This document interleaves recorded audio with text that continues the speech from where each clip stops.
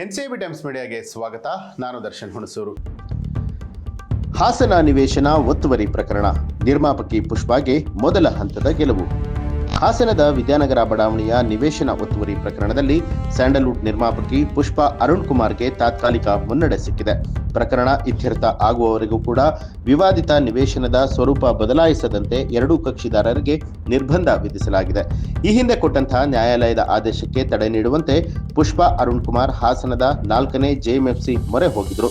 Court ಮೂಲ ದಾವೆಯ ಆದೇಶ ಅನುಷ್ಠಾನಕ್ಕೆ ನ್ಯಾಯಾಲಯ ತಡೆಯನ್ನ ಕೊಟ್ಟಿದೆ. ನಿವೇಶನದ ಮಾಲೀಕರು ಅಂತ ಹೇಳಲಾಗ್ತಾ ಇರುವಂತಹ ಲಕ್ಷ್ಮಮ್ಮ ಅವರ ಜಿಪಿಎ ಹೋಲ್ಡರ್ ದೇವರಾಜು ಅವರು ಪುಷ್ಪಾ ಅರುಣ್ ಕುಮಾರ್ ಹಾಕಿದಂತಹ ಕಾಂಪೌಂಡ್ ತೆರವುಗೊಳಿಸಿದ್ರು. ಈ ಸಂಬಂಧ ಇಬ್ಬರ ನಡುವೆ ಮಾತಿನ ಚಕಮಕಿ ಕೂಡ ಉಂಟಾಗಿತ್ತು. ಪುಷ್ಪಾ ಅರುಣ್ ಮನವಿ ಏನು ಅಂತ ನೋಡೋದಾದ್ರೆ, ತಮ್ಮನ್ನ ಕಕ್ಷಿದಾರರಾಗಿ ಪರಿಗಣಿಸದೆ ಆದೇಶ ಮಾಡಲಾಗಿದೆ ಅಂತ ಹೇಳ್ಕೊಂಡಿದ್ರು. ಕೋರ್ಟ್ ಆದೇಶ ಬಂದು 90 ದಿನದ ಒಳಗೆ ಮೇಲ್ಮನವಿ ಹಾಕದ ಬಗ್ಗೆ ಕೂಡ ಮಧ್ಯಂತರ ಅರ್ಜಿಯನ್ನ ಹಾಕಿದ್ರು. ವಿಳಂಬ ಅರ್ಜಿ ಮಾನ್ಯ ಮಾಡಿ ಪ್ರಕರಣದಲ್ಲಿ ಕಕ್ಷಿದಾರರಾಗಿ ಹಾಜರಾಗೋದಕ್ಕೆ ಅವಕಾಶ ಕೊಡಲಾಗಿದೆ.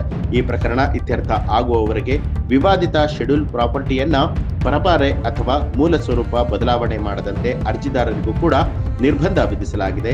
ಅರ್ಜಿಯನ್ನ ಫೆಬ್ರವರಿ 18ಕ್ಕೆ ಮುಂದೂಡಲಾಗಿದೆ. ಈ ಒಂದು ಮಾಹಿತಿಗೆ ಸಂಬಂಧಪಟ್ಟ ಹಾಗೆ ನಿಮ್ಮ ಅನಿಸಿಕೆ ಅಭಿಪ್ರಾಯವನ್ನ ಕಮೆಂಟ್ ಮಾಡಿ ತಿಳಿಸಿ.